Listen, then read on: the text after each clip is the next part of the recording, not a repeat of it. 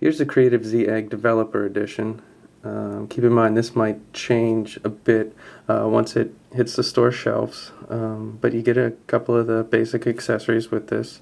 A USB charger with your different clips for different regions of the world.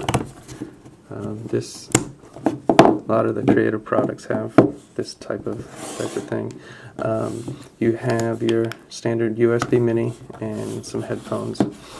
Onto the hardware. If you notice, the nice thing about this is it does have a USB mini and then a proprietary dock and headphone jack on the bottom. Now I did notice that this proprietary dock is different from what Creative has been using on their Zen players like the ZenVision M and ZenVision W. It's a completely different cable, and this will eventually support 1080p out and all that good stuff through the bottom there.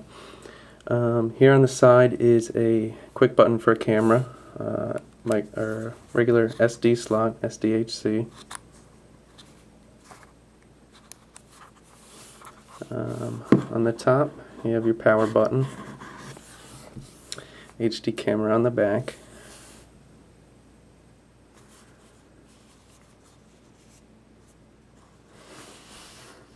there is a front-facing camera, and it looks like a light sensor there, and your home button. Now the build quality of this is typical to what you would find for creative products.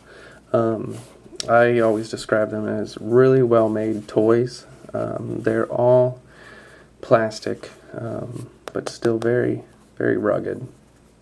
Now the thing I do notice about this screen, which I don't like, and I hope this changes for the final consumer edition, is, now I haven't figured out if this screen is glass or not. It almost feels plastic, but the issue here is there is a thin film, I don't know if you can see this, thin film of plastic, I guess to keep scratches away. This is the same thing they did with their Zen X-Fi, was they put a plastic screen on it and then put this thin film over the top of it. I hope that changes, or they continue with that and it is a very price competitive product, meaning it is a cheaper alternative to more of the robust devices. Now when this came with the Plasma OS on it. It's a typical slide to lock. Now again, I want to stress this, that this is a developer edition, and it is still very developer, so to speak, meaning that it is just kind of sketchy, slow. It's just not put together yet, so don't judge the OS quite yet on this, because I've seen how the the Z, the processor chip, performs at CES, and it does perform quite nicely. So the code just has to be optimized on this and worked on. They're really going to have to depend on developers for this. But just to jump into some of these pretty quick here.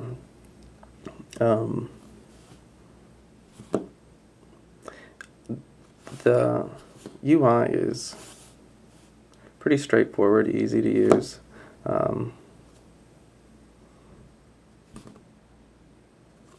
what you would expect. This is something that was preloaded on there. It has a built-in speaker, if you can hear that.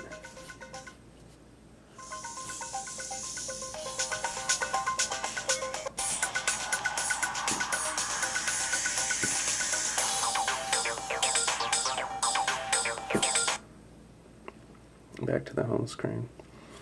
Don't really want to get into the other stuff, but just quick, I'll show you the web browser.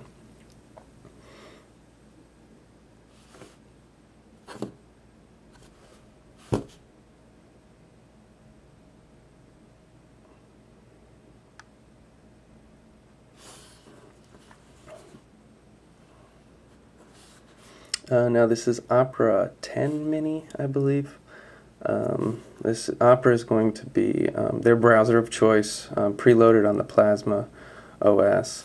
It does have the accelerometer in it, which will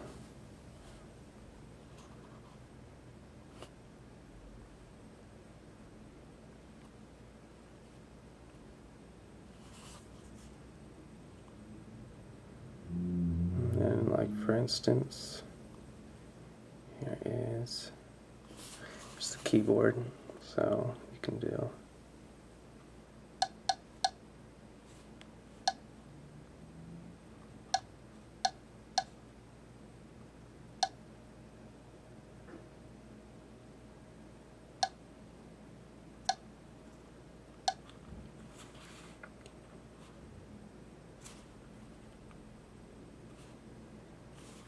that's just a basic. Again, that's just, it's really slow on the accelerometer, but I would expect that to improve once they start whipping this OS into shape.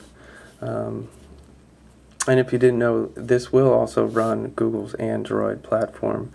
Creative's giving developers a choice to either run Android or the Creative's OS.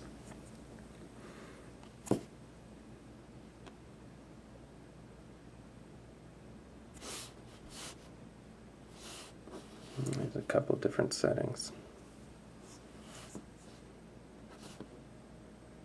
And that's basically it. I'll get into this more a little bit later once the OS starts to come along.